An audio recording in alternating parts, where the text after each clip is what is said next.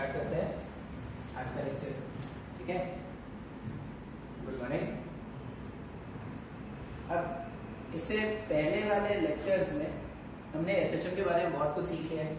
ठीक है, अब इससे पहले वाले लेक्चर में जो भी सीखा था इम्पोर्टेंट होता है, लेकिन ज्यादा इम्पोर्टेंट अगर मैं बोलूँ ना तो अब जो हम पढ़ने वाले हैं ना वो बहुत ज्यादा इम्पोर्टेंट है। ठीक है, क्यों?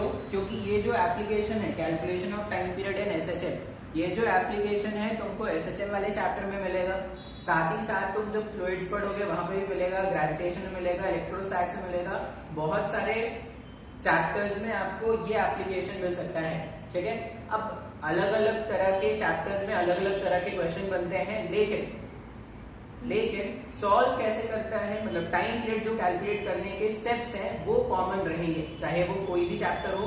चेंज क्या होगा? चेंज होता है फोर्सेस। वो फोर्सेस जो पार्टिकल को एसएचएम एग्जीक्यूट कराएंगे वो फोर्सेस चेंज हो सकते हैं। इसके अलावा बाकी सारा स्टेप्स आपको सेम रखना है। मतलब ये मैंने यहाँ पे कुछ स्टेप्स लिखे हैं, आप चाहो तो ये स्टेप्स याद रख सकते हो, या जब आप क्वेश्चन सॉल्व करना स्टार्ट कर लोगे ना तो कुछ टाइम के बाद आपको ये सारे के सारे स्टेप्स खुद ब खुद याद हो जाएंगे। अभी मैंने टॉपिक का नाम क्या लिखा है? Calculation of time period. मुझे टाइम पीरियड कैलकुलेट करना सीखना है। अब टाइम पीरियड कैलकुलेट करना है।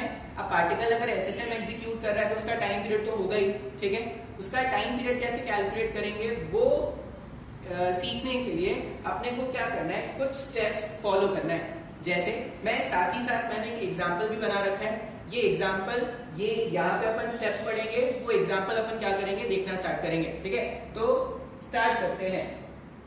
देखो हमने क्या बोला, सबसे पहला स्टेप जो लिखा हुआ है वहां पर, सबसे पहला स्टेप क्या लिखा है? Find the mean position. अब एसएचएम में मीन पोजीशन क्या होता है ये मुझे बार बार बताने की जरूरत नहीं है। सबसे पहला काम आपको क्या करना है? मीन पोजीशन ढूंढना है। अब मीन पोजीशन ढूंढना है, इसका मतलब क्या है? ये जो डायग्राम देखो, ये डायग्राम यहाँ पे मान लेते हैं स्प्रिंग का नेचुरल लेंथ था। बिकॉज ऑफ दिस ब्लॉक, ये जो एम मास का ब्लॉक है उसके कारण ये जो स्प्रिंग है, इस स्प्रिंग में इलोंगेशन आएगा क्या? ये एम मास के ब्लॉक के कारण स्प्रिंग में कुछ इलोंगेशन है, मान लो x नॉट का, और ये जो के एक्स नॉट के कारण जो इलोंगेशन है यहाँ पर, ये जो x नॉट के इलोंगेशन के कारण जो फोर्स है वो फोर्स क्या होगा? ब्लॉक के ऊपर की तरफ लग रहा है के एक्स नॉट, और ब्लॉक का खुद का वेट mg, ये दोनों फोर्सेस क्या हो रहे होंगे? बैलेंस हो रहे होंगे। मतलब अगर ये लोग अगर ऐसे रखे हुए थे तो ये फोर्सेस मिलके क्या हो रहे हैं? के एक्स नॉट और mg दोनों मिलके बैलेंस हो रहे थे। अगर इस वाले पॉइंट पे दोनों फोर्सेस बैलेंस हो जा रहे हैं तो वही तो अपना मीन पोजीशन होगा। तो जब भी क्वेश्चन आपके पास टाइम पीरियड कैलकुलेशन के आएंगे, सबसे पहला काम आप क्या करना? सबसे पहला आपको तो मीन पोजीशन लोकेट करना है। मीन पोजीशन मतलब वो पॉइंट लोकेट करना है जहां पर पार्टिकल पर लगने वाला नेट फोर्स 0 हो गया। ठीक है, मीन पोजीशन मिल गया। सेकंड में मेरे को क्या लिखना है? देखो सेकंड स्टेप मैंने क्या बोला है? Write the force relation at mean position. Mean position का फोर्स रिलेशन लिखना है। ठीक है, अभी ध्यान से देखना, ये पार्टिकल एसएचएम एग्जीक्यूट करेगा, इसका फोर्स रिलेशन लिखना है। अगर आपको इसका फोर्स रिलेशन लिखना है तो ध्यान से देखो, के एक्स नॉट का फोर्स ऊपर है और mg का फोर्स नीचे है, और ये दोनों मैग्नीट्यूड के वाइज इक्वल होंगे। के एक्स नॉट जो होगा वो क्या होगा? mg के इक्वल होगा। ये मान लो मेरा इक्वेशन 1 है जो मैंने सेकंड स्टेप से लिखा है। फर्स्ट स्टेप में मीन पोजीशन ढूंढ लिया, सेकंड स्टेप में मीन पोजीशन का फोर्स रिलेशन लिखा है। थर्ड स्टेप देखते हैं, डिस्प्लेस द पार्टिकल। यहाँ पे एक वर्ड होना चाहिए slightly. Displace the particle slightly मतलब बहुत छोटा सा डिस्प्लेसमेंट देना है। क्यों देना है वो चैप्टर में आपको आगे समझ में आ जाएगा। Displace the particle slightly from mean position. Mean position से पार्टिकल को स्लाइट डिस्प्लेसमेंट देना है। अब मीन पोजीशन से स्लाइट डिस्प्लेसमेंट नीचे भी हो सकता था, स्लाइट डिस्प्लेसमेंट ऊपर भी हो सकता था। ठीक है, आप कहीं पे भी डिस्प्लेसमेंट करोगे, सॉल्व जब सिंप्लीफाई करोगे तो आंसर सेम आएंगे। तो ये नहीं सोचना है सर मैंने डिस्प्लेसमेंट, आपने तो डिस्प्लेसमेंट नीचे किया था, अगर मैं डिस्प्लेसमेंट ऊपर मान लूं तो क्या आंसर चेंज हो जाएगा क्या? ऐसा कुछ नहीं होने वाला। हमने क्या बोला? Displace the particle slightly from mean position. उसके मीन पोजीशन से पार्टिकल को स्लाइटली डिस्प्लेस कर दो। मैंने क्या कर दिया है? अब ये जो x है ना ये बहुत छोटा है। ठीक है, विजिबिलिटी के पॉइंट ऑफ व्यू से x थोड़ा बड़ा दिखाया गया है, एक्चुअली ये जो x है वो x नॉट के सामने छोटा है। ठीक है, तो मैंने इसको क्या कर दिया? x इलोंगेट कर दिया। अब check for the extra force generated. ठीक है, अब हमें क्या करना है, नेक्स्ट स्टेप में हमें देखना है कि कितना एक्स्ट्रा फोर्स जनरेट होगा। इसको यहां से ना इलोंगेट, इसको यहां से इलोंगेट करके मैंने क्या कर दिया, रिलीज कर दिया।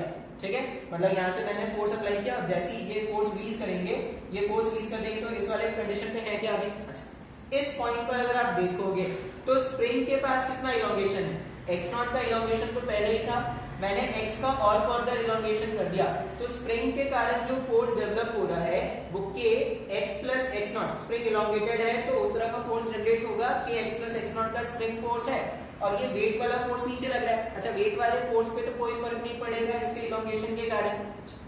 तो मैंने क्या देखा कि इस पॉइंट पर जब मैंने इसको रिलीज किया, इस पॉइंट पर जब मैंने इसको रिलीज किया तो मेरे पास k x plus x not ऊपर है और mg नीचे है। एक कन्वेंशन मानते हैं यहाँ पर, कन्वेंशन ऐसा होता है जिस डायरेक्शन में भी आप डिस्प्लेसमेंट करते हो ना, पार्टिकल को आप जिस डायरेक्शन में डिस्प्लेस करोगे उस डायरेक्शन को पॉजिटिव मान लेना, ऐसा एक कन्वेंशन होता है। अब अगर मैंने पार्टिकल को यहाँ से यहाँ डिस्प्लेस किया है तो डिस्प्लेसमेंट का डायरेक्शन अगर ये है, इसका मतलब ये डायरेक्शन, नीचे वाले डायरेक्शन को अपने को मानना है पॉजिटिव, ये वाले डायरेक्शन को अपन मानेंगे पॉजिटिव और ये वाले डायरेक्शन को अपन मानेंगे नेगेटिव। ठीक है, अच्छा अभी नेट फोर्स देखते हैं। नेट फोर्स अगर आप देखोगे तो डाउनवर्ड डायरेक्शन में जो पॉजिटिव फोर्स है, डाउनवर्ड डायरेक्शन में जो पॉजिटिव फोर्स है वो mg है क्या, और अपवर्ड डायरेक्शन में अगर फोर्स देखा जाए तो माइनस के साथ k x plus x not लिखना पड़ेगा। तो यहाँ पे डाउनवर्ड डायरेक्शन का फोर्स और ये माइनस क्यों आ रहा है, क्योंकि ऑपोजिट डायरेक्शन के फोर्सेस थे k x plus x not. ठीक है, ये मेरे पास पार्टिकल पर लगने वाला नेट फोर्स हो गया क्या इस इंस्टेंट पर, k x plus x not ऊपर और mg नीचे। अच्छा, हम क्या जानते हैं, पार्टिकल पे जो भी नेट फोर्स लगता है, पार्टिकल पर जो भी नेट फोर्स है वो मास इनटू एक्सेलरेशन के बराबर है क्या। तो मैं इसको क्या करता हूँ, मैं पार्टिकल के मास इनटू पार्टिकल के एक्सेलरेशन से इसको इक्वेट कर देता हूँ। ये तो बेसिक है, एनएलएम का बेसिक है, न्यूटन का जो सेकंड लॉ था उसके हिसाब से नेट फोर्स जो पार्टिकल पे होता है उसको सिंपली मास इनटू एक्सेलरेशन से रिप्लेस कर देते हैं। अच्छा, अब इस इक्वेशन को अगर मैं फर्दर सॉल्व करना स्टार्ट करूं ना, तो ध्यान से देखना, mg minus kx naught equals to mass into acceleration, ऐसा इक्वेशन बन गया आगे। ये mg और ये kx नॉट, ये mg और kx नॉट इक्वल थे भाई, ये तो इक्विलिब्रियम फोर्स रिलेशन था। तो mg और x नॉट अगर गायब हो जाएंगे तो हमारे पास कुछ तो ऐसा इक्वेशन दिखेगा, minus of k into x equals to m into a। अच्छा, अब देखो मैंने क्या बोला कि अगर फोर्स माइनस ऑफ kx के ऑर्डर का दिख रहा है, अगर फोर्स माइनस ऑफ kx के ऑर्डर का होता था तो एक्सेलरेशन को minus omega square x replace करते थे क्या। इसका मतलब ये जो इक्वेशन है, इस इक्वेशन को मैं ऐसा भी लिख सकता हूँ क्या, ये जो इक्वेशन था, इक्वेशन को अपन क्या लिखेंगे, एक्सेलरेशन जो है, एक्सेलरेशन हमारे पास minus of k upon m into X. अब ये SHM के रिलेशन के जैसा दिख रहा है क्या, एक्सेलरेशन और डिस्प्लेसमेंट का रिलेशन हो गया ना SHM में। अच्छा, ये पूरा जो फैक्टर होता है, ये पूरा जो फैक्टर होता है वही तो ओमेगा स्क्वायर होता है ना। इसका मतलब ओमेगा जो है वो root over of k upon m होगा। अच्छा, मुझे ओमेगा नहीं जानना था, मुझे क्या कैलकुलेट करना है, टाइम पीरियड। अच्छा, टाइम पीरियड में टाइम पीरियड कैलकुलेट करने के लिए ओमेगा को क्या लिख सकते हैं, ओमेगा को लिख सकते हैं 2 pi upon time period equals to root over of k upon m, लिख सकते हैं ना। ओमेगा के प्लेस मैंने लिख दिया 2 pi upon time period equals to root over k upon m। जब आप इसको सॉल्व करोगे ना, जब आप इसको सॉल्व करोगे तो आपके पास टाइम पीरियड होगा ऐसा आएगा, ये टाइम पीरियड वाला टर्म इधर भेज दो, ये पूरा इधर भेज दो, तो टाइम पीरियड आएगा 2 pi root over m upon k। ये हमारा आंसर था जो हमें क्या करना है, कैलकुलेट करना है। आई होप ये क्वेश्चन आपको समझ में आया है। फिर से एक बार देख लेते हैं, हमने क्या बोला कि हमें SHM वाले क्वेश्चन में टाइम पीरियड कैलकुलेट करना है। अब टाइम पीरियड कैलकुलेट करने के लिए कुछ स्टेप्स हैं जो अपने को फॉलो करने पड़ेंगे। अब स्टार्टिंग में आप क्या करना, स्टेप वाइज सॉल्व करना, इसके शॉर्ट ट्रिक्स भी होते हैं वो भी आपको सिखा दिए जाएंगे, लेकिन स्टार्टिंग में जब भी आप क्वेश्चन सॉल्व करोगे तो इस तरह से ही अप्रोच करने की कोशिश करना, ठीक है। स्टार्टिंग से तूफानी बनने की जरूरत नहीं होती, स्टार्टिंग में आप क्या करना, बेसिक जो मेथड सिखाया जा रहा है वैसे ही अप्रोच करना। सबसे पहला काम क्या करना है, फाइंड द मीन पोजीशन। जो भी क्वेश्चन होगा, कभी कभी आपको मीन पोजीशन बिना फाइंड के आपको पता चल जाएगा, हाँ यही मीन पोजीशन है, जो नेचुरल लेंथ होगा वही मीन पोजीशन हो जाएगा। कभी आपको फाइंड करना हो सकता है, तो सबसे पहला काम क्या करोगे, फाइंड द मीन पोजीशन। जैसे इस वाले क्वेश्चन में मैंने सबसे पहले क्या फाइंड किया, मीन पोजीशन। फिर मैंने फाइंड किया force relation at mean position. Mean position का फोर्स रिलेशन लिखना है। मीन पोजीशन का फोर्स रिलेशन देखोगे तो mg फोर्स, इसका वेट नीचे, और kx नॉट का इलोंगेशन फोर्स ऊपर। इसका मतलब मीन पोजीशन का फोर्स रिलेशन है kx naught equals to mg। ये मीन पोजीशन का फोर्स रिलेशन हो गया। थर्ड स्टेप अगर आप देखोगे तो थर्ड स्टेप मुझे क्या लिखना है, displace the particle slightly from mean position. Mean position से पार्टिकल को स्लाइटली डिस्प्लेस करना है। अब स्लाइटली डिस्प्लेस आप इधर भी कर सकते हो, स्लाइटली डिस्प्लेस आप इधर भी कर सकते हो, ऐसा कोई बाउंडेशन नहीं है, आप किसी भी डायरेक्शन में डिस्प्लेस कर सकते हो। हाँ, इस डायरेक्शन में करोगे तो प्रॉब्लम होगा, अपने को क्या करना है, वर्टिकल डायरेक्शन में ही डिस्प्लेसमेंट लाना है। फिर check for the extra force generated. अब जैसे आप इसको इलोंगेट करके रिलीज करोगे ना, तो यहाँ पर फर्दर जो x का इलोंगेशन है उसके कारण स्प्रिंग फोर्स का वैल्यू mg से ज्यादा हो जाएगा। ठीक है, अब यहाँ पे एक साइन कन्वेंशन क्या मानना है, जिस डायरेक्शन में आपने डिस्प्लेसमेंट किया ना, मान लो डिस्प्लेसमेंट मैंने इधर किया था, तो ये डायरेक्शन मैंने पॉजिटिव मान लिया। उसी का उल्टा अगर मैंने इसको ऊपर की तरफ डिस्प्लेस किया होता ना, तो ऊपर की डायरेक्शन को पॉजिटिव मान लेते, नीचे की डायरेक्शन को नेगेटिव मान लेते। ये आप खुद से ट्राई करके देखना। ठीक है, अब इस वाले केस में हमने क्या कर लिया, इसको स्लाइड डिस्प्लेस कर लिया और एक्स्ट्रा फोर्स देखना है अपने को। अब एक्स्ट्रा फोर्स क्या है, यहाँ पे एक तो kx प्लस x नॉट है, mg है। mg पॉजिटिव डायरेक्शन में, इसलिए मैंने उसको प्लस में लिखा है, और ये नेगेटिव डायरेक्शन में, इसलिए इसको मैंने माइनस में लिखा है। नेट फोर्स जो भी आ गया, इसको मास इनटू एक्सेलरेशन से रिप्लेस कर सकते हैं क्या। सॉल्व करने पर हमने ये देखा, अरे सर ये तो वही इक्वेशन आ रहा था जो हमने एसएचएम के बेसिक में सीखा था। अब अगर ये एसएचएम के बेसिक में इक्वेशन ऐसा ही आया था, यहाँ से मैंने एक्सेलरेशन का वैल्यू ढूंढा, एक्सेलरेशन में ये जो फैक्टर था वो ओमेगा स्क्वायर था, मतलब मुझे ओमेगा मिल गया। एक बार मुझे ओमेगा का वैल्यू मिल गया तो हम क्या जानते हैं, टाइम पीरियड जो है वो होता है रूट ओवर ऑफ, मतलब यहाँ से अगर टाइम पीरियड सिंप्लीफाई किया जाए तो 2 pi root over of m upon k। ये अपना आंसर है। पहला एग्जांपल बहुत ही सिंपल सा एग्जांपल है, स्टेप बाय स्टेप आपको क्या करना है, सॉल्व करना है। ठीक है, स्क्रीन पॉज करोगे, आप नोट कर लेना। और इसी के जैसा एक और क्वेश्चन बिल्कुल सेम होगा, सेम टाइप का क्वेश्चन होगा, कुछ नया नहीं है। बस आपको जो ये स्टेप्स मैंने लिखे होंगे वो आपको फॉलो करने हैं और क्वेश्चन का टाइम पीरियड कैलकुलेट करना है। ठीक है, इस वाले क्वेश्चन को मैं रब कर रहा हूं, नेक्स्ट क्वेश्चन में दूंगा, उसको क्या करना, डायग्राम आप बना लेना और क्वेश्चन को खुद से सॉल्व करने की कोशिश करना। ठीक है, जैसे जैसे मैंने ये क्वेश्चन सॉल्व किया है वैसे ही आप उस वाले क्वेश्चन पे अप्रोच लगाना और सॉल्व करने की कोशिश करना। देखते हैं, स्टार्टिंग में तुमको लग सकता है कि सर ये तो बहुत ही लेंथी हो रहा है, बहुत ज्यादा टाइम टेकिंग है। एक्चुअली इतना टाइम टेकिंग नहीं होता है, एक बार अगर समझ में आ जाए तो। एक बार अगर समझ में आ जाए तो सिंपल अपन क्या करते हैं, सिर्फ देखने से ही आंसर बता सकते हैं। स्प्रिंग ब्लॉक सिस्टम तो बहुत ही आसान होते हैं, इसमें देख के ही आप क्या करोगे, अपने आंसर्स को बता सकते हो। ठीक है, एक और क्वेश्चन देखते हैं, एग्जाम्पल 2। एग्जाम्पल 2 अपन क्या बोल रहे हैं, एक ऐसा इंक्लाइन है। ठीक है, मान लो कुछ तो थीटा एंगल पे है, यहाँ पे एक सपोर्ट है और यहां से ऐसा ये स्प्रिंग लगा दी, कुछ ज्यादा ही बड़ा हो गया स्प्रिंग। ठीक है, एम मास का ब्लॉक है, फिर से वही स्प्रिंग कांस्टेंट क्या है, के। ठीक है, अच्छा इससे पहले वाले क्वेश्चन में अगर आप देखोगे ना तो एसएचएम कांस्टेंट और स्प्रिंग कांस्टेंट एक जैसा आ गया है, लेकिन हमेशा ऐसा नहीं होगा। ठीक है, ये क्वेश्चन है, अब मुझे फिर से इसका क्या करना है, टाइम पीरियड कैलकुलेट करना है। तो स्टार्टिंग से अपन क्या करेंगे, सबसे पहला काम अपने को, अच्छा आपको पहले तो खुद से सॉल्व करना है, पॉज करना है स्क्रीन और खुद से ट्राई करना है। ठीक है, उसके बाद मैं आपको बताता हूं कैसे इसमें सॉल्व करते हैं। चलो देखते हैं, सॉल्व करें अपन। जो भी आंसर आया है सही है गलत है, जो भी आया है अपन चेक कर लेते हैं। फिर से ऐसा मान लेते हैं कि यहां कहीं पर स्प्रिंग का नेचुरल लेंथ था, ऐसा मान लेते हैं यहां कहीं पर स्प्रिंग का नेचुरल लेंथ था। फिर अगर यहाँ पे नेचुरल था तो ये मान लो ये मीन पोजीशन है, क्योंकि यहाँ पे पार्टिकल रुका हुआ है।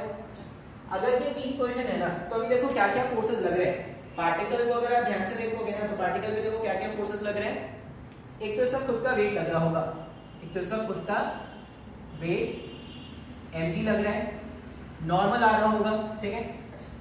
अब ये जो डायरेक्शन है ना, ये देखो परपेंडिकुलर डायरेक्शन, इसमें जो भी फोर्सेस है ना वो अपने काम का नहीं है। क्यों? क्योंकि इस डायरेक्शन में तो कोई डिस्प्लेसमेंट हो ही नहीं रहा है, इस डायरेक्शन में तो इक्विलिब्रियम में है।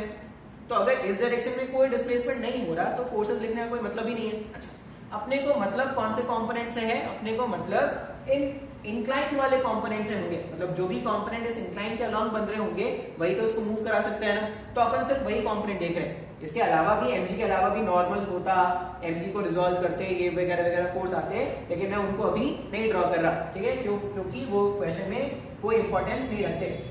जब इसके कंपोनेंट देखेंगे तो अपने को मतलब है इस वाले कंपोनेंट से। अब इस डायरेक्शन में जो कंपोनेंट है, देखो ये थीटा है अगर, तो ये एंगल भी थीटा बनता है ना, ये तो हमने बेसिक अपने एनएलएम वाले चैप्टर में सीखा था। अगर ये mg है, ये थीटा है, इसका मतलब ये जो फोर्स डेवलप हो रहा है वो mg sin थीटा है क्या? ठीक है, mg sin थीटा का फोर्स इस तरफ, और अगर ये नेचुरल था, ये मीन पोजीशन था, तो इनके बीच में कुछ तो सेपरेशन होगा या कुछ तो इलॉन्गेशन होगा। ऐसा मान लो इलॉन्गेशन जो है वो x0 है।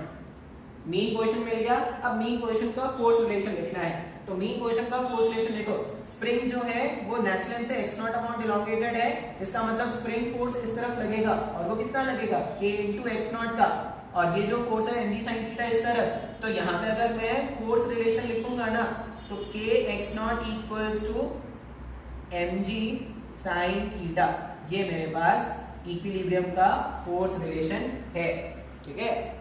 मैंने पहला इक्वेशन बना दिया। अच्छा, अब क्या करना है भाई? अब इसको डिस्प्लेस करना है, ठीक है।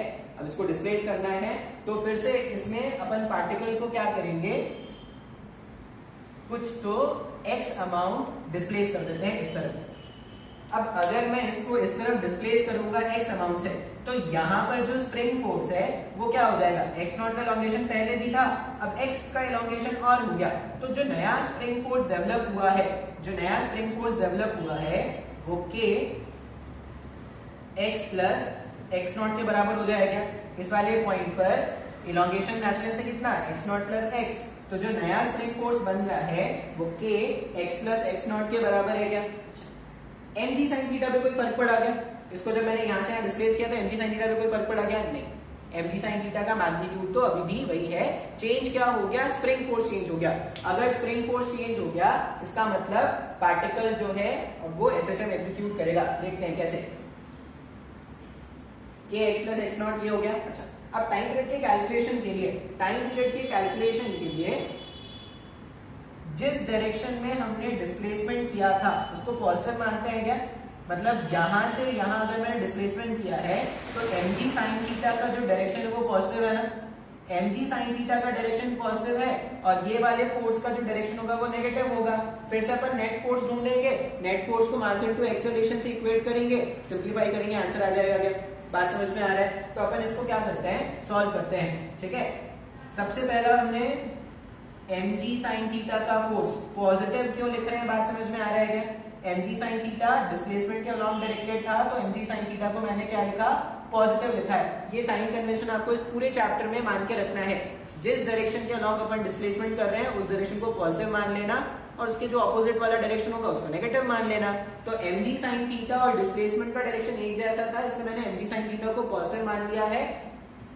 माइनस, अच्छा स्प्रिंग फोर्स तो जस्ट ऑपोजिट है, तो k x प्लस x0, ये मेरे पास नेट फोर्स हो गया। क्या जो भी नेट फोर्स आता है उसको मास इनटू एक्सेलरेशन से क्या करते हैं, इक्वेट कर देते हैं। फिर से जब आप इसको एक्सपैंड करोगे ना तो आपको देखो ऐसा इक्वेशन दिखना स्टार्ट हो जाएगा। mg sin theta minus kx minus kx0 equals to mass into acceleration, ऐसा दिखना स्टार्ट हो गया। ठीक है, इक्विलिब्रियम फोर्स रिलेशन मुझे ये बोलता है कि kx0 के वैल्यू को mg sin थीटा से भाई कैंसिल आउट कर दो। तो kx0 को mg sin थीटा से मैंने क्या कर दिया, कैंसिल आउट कर दिया। अब जैसे ये कैंसिल आउट हुआ तो मुझे फिर से वही रिलेशन मिल रहा है जो इससे पहले वाले क्वेश्चन में मिला था। अगर फिर से वही रिलेशन मिल रहा है, इसका मतलब फिर से जो टाइम पीरियड अपन कैलकुलेट करेंगे वो 2 pi root over of m upon k आने वाला है। क्या सही नहीं समझ में आया? सर आया क्या समझ में? अच्छे से देख लो भाई, अगर डायग्राम में कोई प्रॉब्लम है, रेजोल्यूशन में कोई प्रॉब्लम है, ध्यान से देखोगे, बहुत ही आसान क्वेश्चन है, समझ में आना चाहिए। आई होप ऐसा कोई प्रॉब्लम नहीं था यहाँ पे कि नहीं समझा जा सके, ठीक है। फिर भी अगर नहीं समझ में आया है वीडियो को दोबारा से देखो, जब तक नहीं समझ में आता है ध्यान से देखते रहना है। अभी ये नोट कर लेना, और नोट करने के बाद कुछ इंपॉर्टेंट है, ठीक है, जो अपने को यहाँ पे देखना है, ठीक है। यहाँ पे क्या करेंगे, कुछ छोटी छोटी बातें हैं लेकिन वो खतरनाक कंसेप्ट रखती हैं, छोटी छोटी बातें हैं लेकिन वो अपने जीवन में बहुत ज्यादा महत्व रखती हैं, तो वो उन बातों के बारे में हम आपको यहाँ पे बताते हैं, ठीक है। ये नोट हो गया, नोट हो गया तो ध्यान से देखो, ये वाले स्टेप को mg sin theta minus kx not, इसमें ये mg sin थीटा और kx not, mg sin theta और kx नॉट, ये तो इक्विलिब्रियम वाला फोर्सेस है ना, ये तो इक्विलिब्रियम कंडीशन का फोर्स है। अब जब आप टाइम पीरियड कैलकुलेट करने के लिए देखोगे ना, तो हमें मतलब सिर्फ उस फोर्स से है जो एक्स्ट्रा जनरेट हुआ है, क्योंकि ध्यान से देखो इक्विलिब्रियम पे बनने वाले जो इक्विलिब्रियम का जो फोर्सेस है ना, वो तो कैंसिल आउट हो जाता है ना इक्वेशन। मतलब इक्विलिब्रियम फोर्स रिलेशन कुछ भी रहे, अपने को सीरियसली अगर देखोगे ना तो कोई फर्क नहीं पड़ता। इससे पहले वाले प्रॉब्लम में क्या था, mg जो था वो kx नॉट के बराबर था मीन क्वेश्चन पे, इस वाले क्वेश्चन में क्या है, mg sin theta kx not के बराबर है। अब mg sin theta kx not के बराबर हो या mg kx नॉट के बराबर हो, दोनों ही केसेस को अगर तुम ध्यान से देखोगे तो ये जो इक्विलिब्रियम फोर्स रिलेशन है वो तो कैंसिल ही हो जा रहे हैं। अगर वो कैंसिल हो जा रहे हैं, इसका मतलब हमारे पार्टिकल को SHN, वो जो मीन पोजीशन के बाद जो एक्स्ट्रा फोर्स जनरेट हो रहा था वो पार्टिकल को SHN करा रहेगा। तो यहाँ पे देखो इस डायग्राम में वो जो एक्स्ट्रा फोर्स होगा, वो एक्स्ट्रा फोर्स इस इलॉन्गेशन के कारण है, और वो एक्स्ट्रा फोर्स क्या हो जाएगा, माइनस kx हो जाएगा ना। माइनस क्यों आ रहा है, क्योंकि डिस्प्लेसमेंट इस तरफ था तो फोर्स इधर कहीं पे होगा। ये एक्स्ट्रा जो फोर्स है उसी कारण तो इसमें SHN एग्जीक्यूट कर रहा है, उसी कारण हमने टाइम पीरियड कैलकुलेट किया है। सर ये नहीं समझ में आया, ध्यान से देखो, हमने क्या बोला इससे पहले वाले क्वेश्चन और इस वाले क्वेश्चन में, अगर आप ध्यान से देखोगे ना तो जो इक्विलिब्रियम फोर्स रिलेशन है वो तो फाइनली कैंसिल आउट ही हो जा रहे हैं। मतलब इक्विलिब्रियम फोर्स रिलेशन का टाइम पीरियड के कैलकुलेशन से कोई मतलब नहीं है। मतलब किससे है, मतलब सिर्फ उस एक्स्ट्रा फोर्स से है जो इलॉन्गेशन के कारण जनरेट हुआ था। तो इस वाले क्वेश्चन में देखो इलॉन्गेशन के कारण जो एक्स्ट्रा फोर्स जनरेट हुआ था माइनस kx आ गया। इससे पहले वाले क्वेश्चन में भी अगर आप नोटिस करोगे जो एक्स्ट्रा फोर्स जनरेट हुआ था वो भी माइनस kx आ गया। अब दोनों में अगर एक्स्ट्रा फोर्स माइनस kx आ रहा है तो टाइम पीरियड कितना आ गया था, 2π√m/k। अच्छा ये जो मेथड है, ये जो शॉर्टकट वाला मेथड है वो शायद अभी नहीं समझ में आ रहा होगा। हम कुछ और प्रॉब्लम्स करेंगे, मैं बेसिक मेथड से ही बताऊंगा। बेसिक मेथड के बाद मैं आपको शॉर्ट ट्रिक भी बताऊंगा, ठीक है। शॉर्ट ट्रिक बताया जाएगा, लेकिन शॉर्ट ट्रिक जब तक आप ये एक्चुअल मेथड एनालाइज नहीं कर पाओगे ना, तब तक जो शॉर्ट ट्रिक है वो भी आपको नहीं समझ में आने वाला, ठीक है। अच्छा अब एग्जाम्पल 1, एग्जाम्पल 2, ये आसान एग्जाम्पल्स थे, मुझे लगता है शायद आपको समझ में आ गया है। इसी पे अपन क्या करते हैं, थोड़ा लेवल इंक्रीज करना स्टार्ट करते हैं। अब लेवल इंक्रीज करने के लिए अपन क्या करेंगे, क्वेश्चन में मैकेनिक्स मिलाना स्टार्ट कर देंगे, ठीक है। SHN के क्वेश्चन में अभी जो बेसिक मैकेनिक्स हमने जो पढ़ा था वो हमें ऐड करना है, ठीक है। तो आते हैं एग्जाम्पल 3 की तरफ। मैं डायग्राम बनाऊंगा और मैं आपको रिक्वेस्ट करता हूं कि आप फिर से क्वेश्चन को खुद से सॉल्व करना, एक बार खुद से ट्राई करके देखना।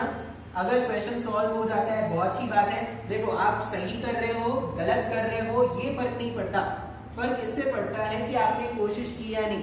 क्वेश्चन को सॉल्व करने की कोशिश करनी है अपने को, ऐसा थोड़ी कि अपने को मैं डे 1 से ही अपने को फिजिक्स आना स्टार्ट हो जाएगा। ग्रेजुअल प्रोसेस है, हौले हौले आता है भाई ये फिजिक्स। देखो एग्जाम्पल 3 ऐसा है, खुली ले लिया, स्प्रिंग बना दिया, स्प्रिंग कांस्टेंट है K, और यहाँ पे एक ब्लॉक ऐसे m मास का अटैच कर दिया है, ठीक है। फिर से क्वेश्चन में क्या पूछा गया है, फाइंड द टाइम पीरियड। फिर से क्वेश्चन में क्या पूछा गया है, find the time period of this system. ये जो सिस्टम है उसका अपने को टाइम पीरियड कैलकुलेट करना है। तो पहले तो अपन क्वेश्चन को बेसिक मेथड से सॉल्व करेंगे, फिर अपन क्या करेंगे, वो जो शॉर्ट ट्रिक था उससे भी क्वेश्चन को सॉल्व करने की कोशिश करते हैं, ठीक है। बेसिक मेथड क्या बोलता है, अभी ये ब्लॉक इक्विलिब्रियम पे रखा हुआ है क्या?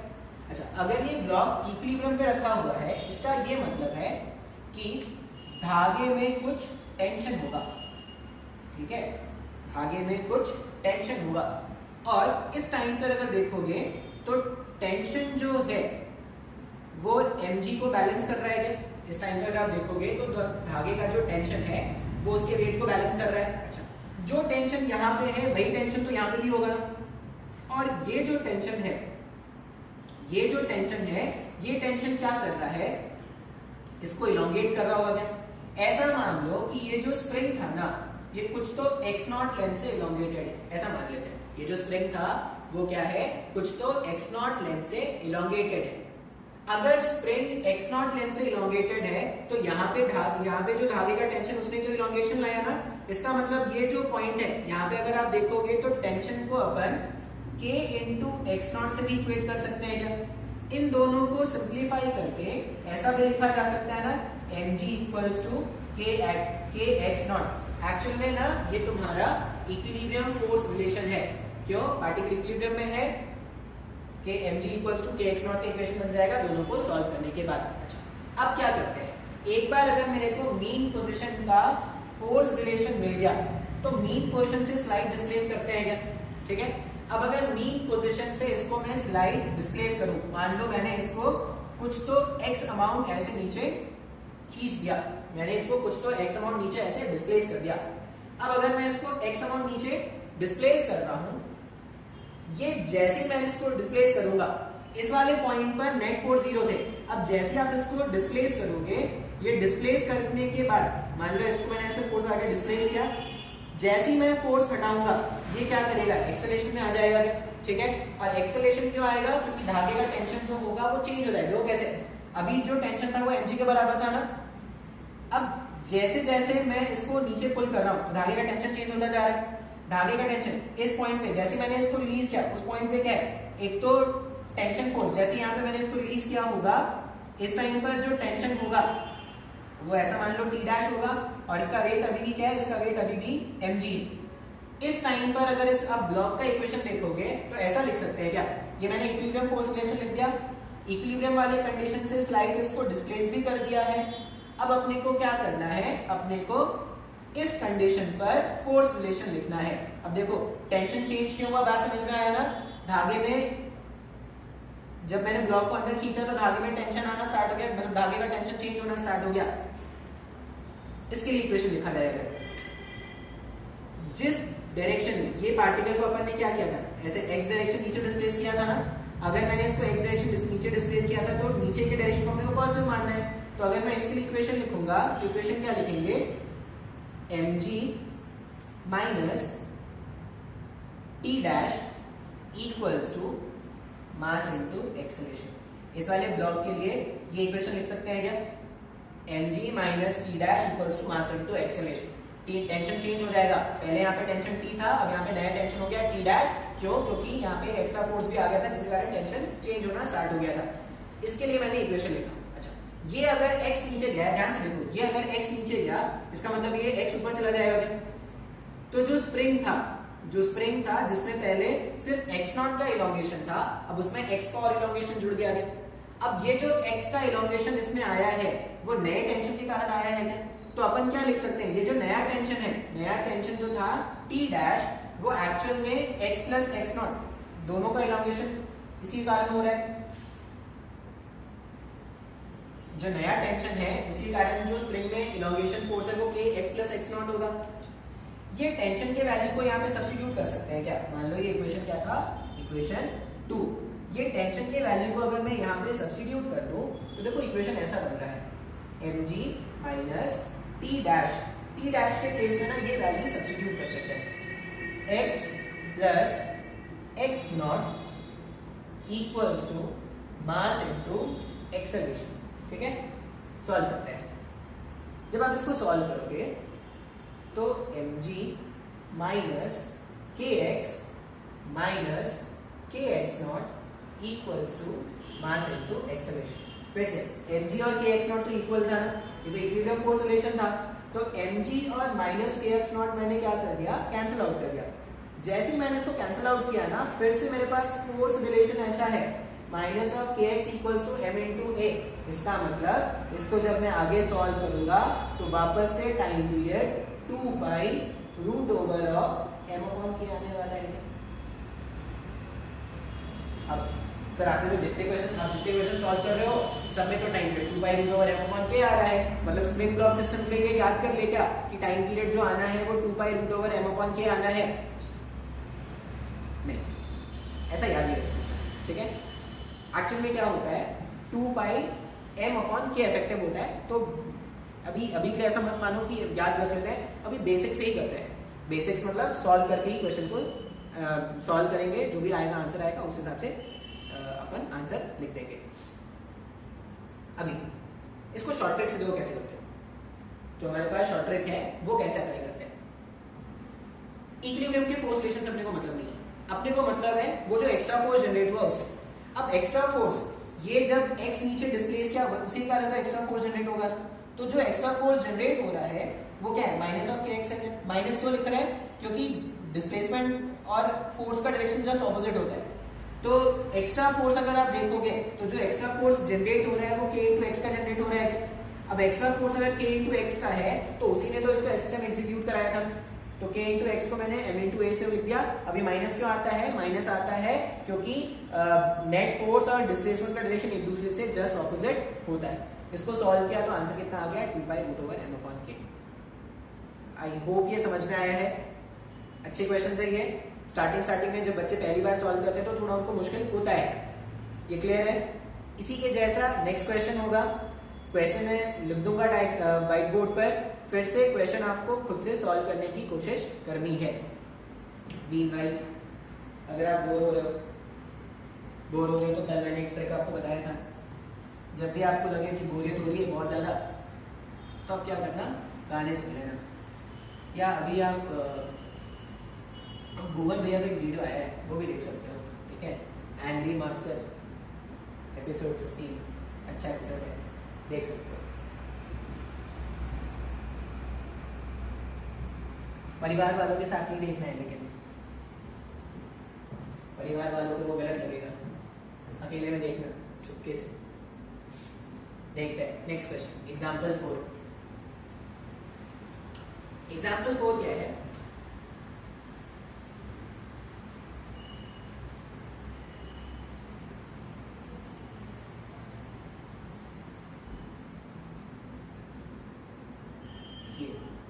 स्प्रिंग कांस्टेंट के, ठीक है। फिर से इस डायग्राम में टाइम पीरियड कैलकुलेट करना है। वापस से पॉज करेंगे, खुद से सॉल्व करने की कोशिश करेंगे, नहीं होगा तो फिर से स्क्रीन को चालू करेंगे और देखना स्टार्ट कर देंगे, ठीक है। स्टार्ट करते हैं।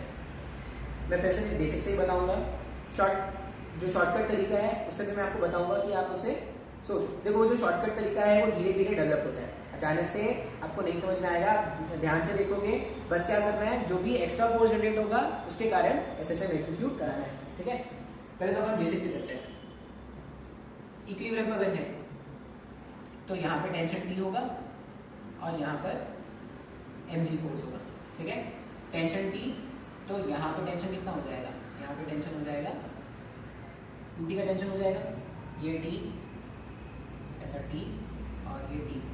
तो मासलेस होता है तो हमेशा इक्विलिब्रियम मेंटेन करना है, तो जितना फोर्स इस तरफ उतना फोर्स उस तरफ, ठीक है। इक्विलिब्रियम कंडीशन में अगर फोर्सेस लिख दिया जाए तो टेंशन जो है वो mg के इक्वल है, ब्लॉक को देख के साथ साथ दिख रहा है।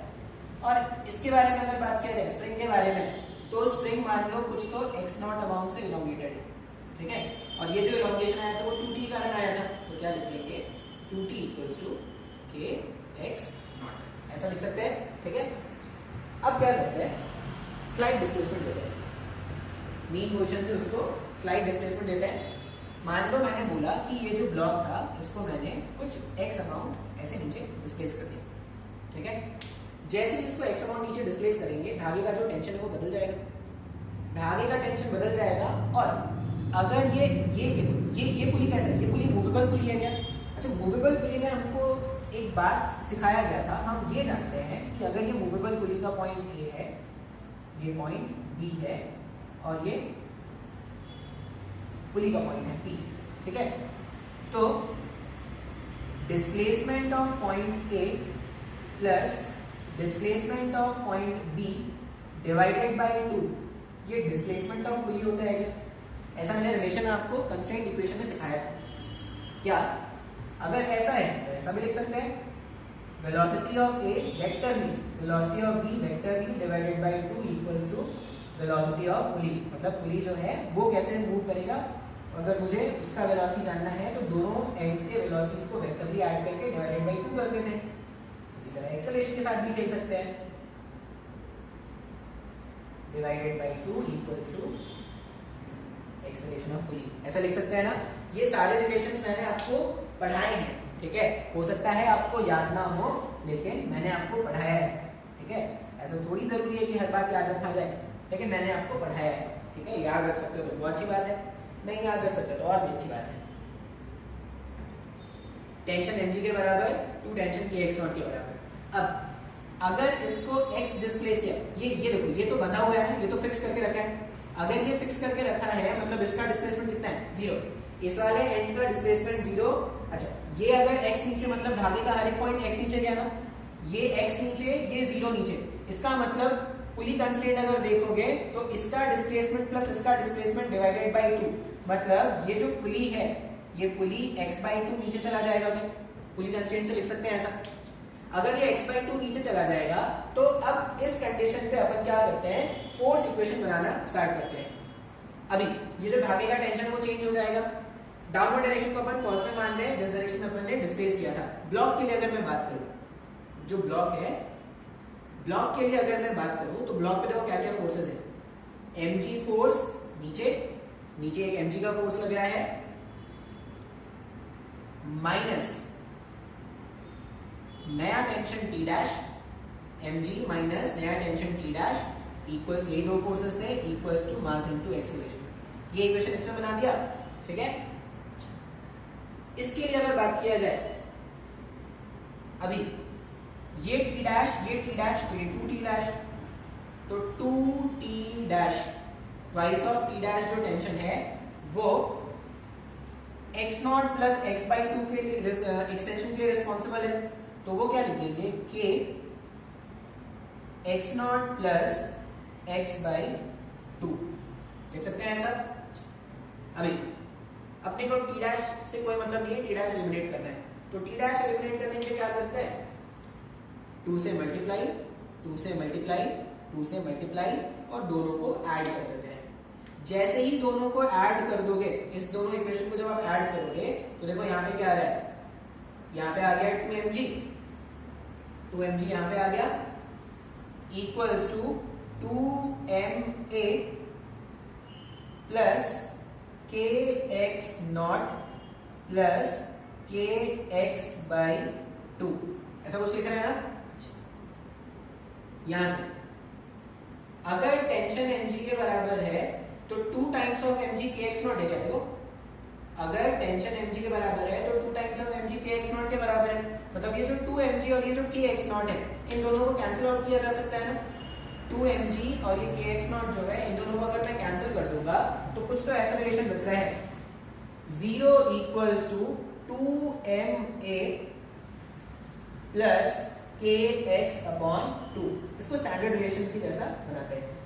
इस वाले टर्म को उधर भेज दो, minus of kx/2 equals to m into a, और ये जो 2 था ना उसको भी यहाँ पे लाके मैंने डिवाइड कर दिया। तो मेरे पास जो एक्सेलरेशन है, मेरे पास जो एक्सेलरेशन है, एक्सेलरेशन कुछ ऐसा बन रहा है क्या, minus a/4 m into x। फिर से एक्सेलरेशन और डिस्प्लेसमेंट का रिलेशन मिल गया है। ये जो फैक्टर है यही तो हमारा ओमेगा स्क्वायर है ना। अगर ये हमारा ओमेगा स्क्वायर है तो अपन टाइम पीरियड कैसे लिखेंगे? अब देखो जब वहां पे m था, इससे पहले वाले क्वेश्चन में यहाँ पे क्या होता था, m होता था ना। जब यहाँ पे m होता था तो टाइम पीरियड क्या होता है, 2π√m/k। अब यहाँ पे m के प्लेस में 4m है, तो अब जो नया टाइम पीरियड होगा वो ऐसा हो जाएगा क्या, 2π√4m/k। ये इस वाले क्वेश्चन का टाइम पीरियड है। आसान है क्या? हमने क्या किया है, दो कंसेप्ट को मिला दिया। हमने जो कंस्ट्रेंट मोशन कभी पहले सीखा था उसको और एसएचएम के कंडीशंस को मिला के हमने क्वेश्चन सॉल्व किया। आई होप ये समझ में आया हो। अगर ये समझ में आया है तो इसके बाद वाला क्वेश्चन आपको खुद से ट्राई करना है, ठीक है। इसके बाद वाला क्वेश्चन आपको खुद से ट्राई करना है। मैं अभी आपको क्वेश्चन दे दूंगा, मैं सोल्यूशन नहीं दे रहा। सोल्यूशन आपको क्या करना है, खुद से ट्राई करना है और आपको आंसर मैच कराना है कि सही है या गलत है। आप चाहो तो ग्रुप पे बता सकते हो, जो भी आपने सॉल्व किया होगा आप उसका स्क्रीनशॉट भी मेरे को भेज सकते हो, ठीक है। लेकिन आप खुद से ट्राई करना। बस आपको याद क्या रखना है कि बेसिक मेथड जो है वो कैसे फॉलो करेंगे, ठीक है। अच्छा, एक और चीज पहले इसमें बता देता हूँ। ये जो क्वेश्चन है, देखो डायग्राम फिर से बनाना पड़ेगा मेरे को। ये ऐसा था, ये इसमें शॉर्ट ट्रिक अगर मेरे को लगाना हो, अब अगर शॉर्ट ट्रिक देखोगे तो शॉर्ट ट्रिक क्या है, इसमें जो भी एक्स्ट्रा फोर्स जनरेट हुआ था, इसमें जो एक्स्ट्रा फोर्स, इसमें एक्स्ट्रा इलॉन्गेशन कितना आया था, x/2 का आया था क्या। तो जो भी एक्स्ट्रा फोर्स जनरेट हुआ स्प्रिंग में, extra force developed in spring, ये जो स्प्रिंग है, स्प्रिंग में जो एक्स्ट्रा फोर्स डेवलप हुआ था वो kx/2 का हुआ था। अगर स्प्रिंग में kx/2 का फोर्स डेवलप हुआ, इसका मतलब वो फोर्स आधा इस वाले स्प्रिंग में बढ़ता और आधा इस वाले स्प्रिंग में बढ़ता क्या। तो जो एक्स्ट्रा फोर्स जो ब्लॉक को मिलता, extra force on block which will make the